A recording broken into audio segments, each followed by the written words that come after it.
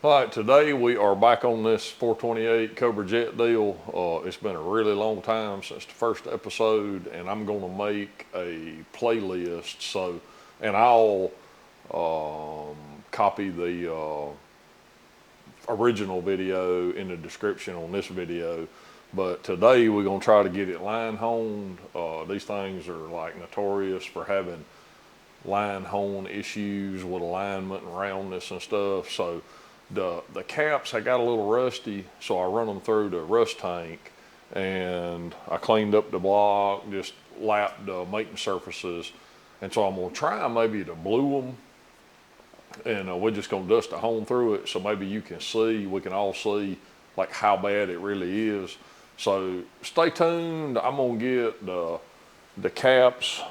So they nice and black from the rust tank, so you will be able to see where they hit in them really good. But I'm probably gonna blue the saddles in the block. So just hang loose, and I'm gonna get all of this on the block, get everything torqued up, and then we'll run the hone through, and then we'll inspect it as we go. All right, so I did like a preliminary check, and it appears that they're pretty close up and down, but you know, when you rotate the like 3 o'clock, 4 o'clock, they're 3 o'clock, 2 or 3 o'clock, they're half to a thousandths big, and then the number 5 main cap, straight up and down, I don't remember, it's almost a thousandths big, just sitting there stationary. And the main bolts look like crap. I mean, they're all rusty and they pitted up. So I thought we're gonna dust through it and just see how bad it is. But I feel pretty confident before we do a final line hone on it, we're just gonna go ahead and put some ARP main bolts in it. Cause I mean, this thing's a stroker and the bolts look like garbage, and I don't wanna, I mean, it's just, they're so economical, it don't make sense not to put fresh bolts in it. So let's swipe it a time or two and just see what this thing is going to look like.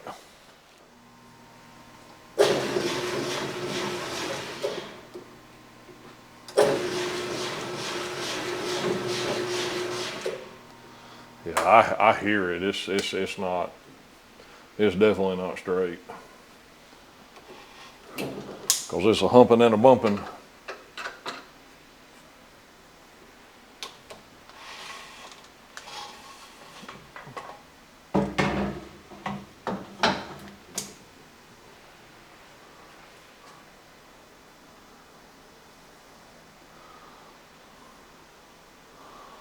Yeah, let me pop these caps off so you can see, and I'm gonna bring you in here. All right, I'm gonna show you the caps first. So, and again, some are worse than others, but this is generally how it is with this really old stuff. The newer stuff is not quite so bad most of the time, but sometimes it is.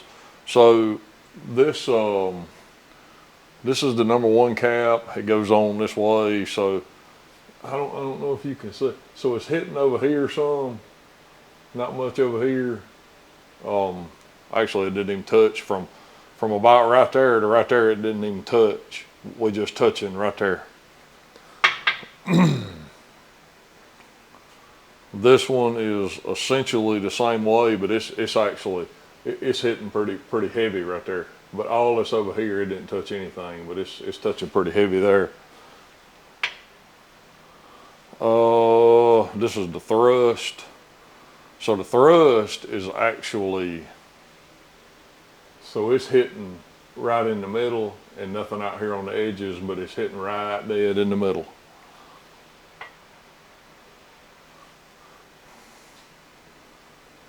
Yep. And this one, and I see this all the time. So this one is hitting this half of the cap and not this half of the cap. So it's like the cap's leaning one way or the other. And I did just lightly touch the faces on a stone just to make sure there wasn't no burrs holding it up.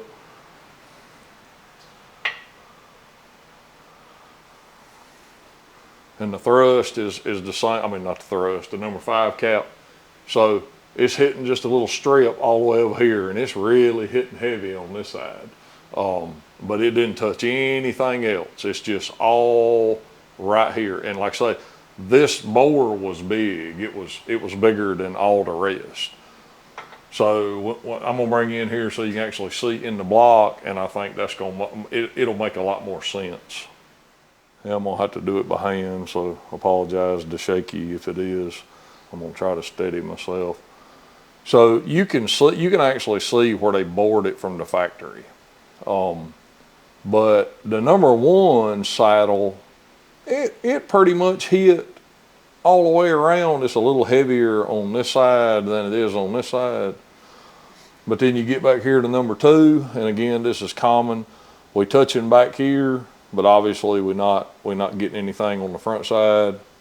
The center main actually looks pretty daggum good. It hit all the way around. Number four is really good, really good. But then we get back here to number five, and we ain't hitting nothing. And like I said, the number five was big anyway. So, you know, this is, let me set this camera back up. Oh, and I don't know if you can see it. So I'm gonna try to be still so I ain't wobbling. So you can see like it's high right there and it's high. I stoned all of these tops. So you can see like, focus. Here is hitting, and back here in the back is hitting, but all this in the middle, it ain't hitting nothing. And so usually like I'll really, let me set this back up. So normally I will stone the block really good, so you know it's flat, no burrs, and then obviously we'll cut the caps, and then we'll do an initial line hone. We'll cut the caps 2 or 3, and then we'll do an initial line hone. Because when they're this bad, most of the time, I mean, you can just go whack 5 or 6 off the caps and just line hone it to death. But I try to sneak up on it so we don't take no more off the cap than we have to. So, I mean, we're moving the center line, you know, this much, but we just try to keep that to a minimum, you know, moving the center line. And again, this is why and we stress this all the time, and I see other shops, even with CNC equipment, they're decking and boring and then line honing. And I'm like, that's exactly backwards. You have to establish the main center line before you do anything. If you deck it off of crooked mains and then go line hone it, well now the deck is not parallel and perpendicular to the crankshaft center line.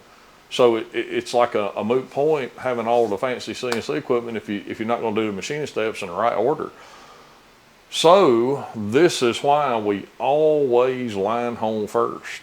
We have to wash it an extra time doing it this way, but I don't care. It just is what it is.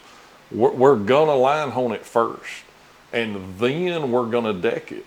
So we get the line hone established. Now we're gonna put it on the 2-inch precision bar with main rings, and that way it's square and parallel.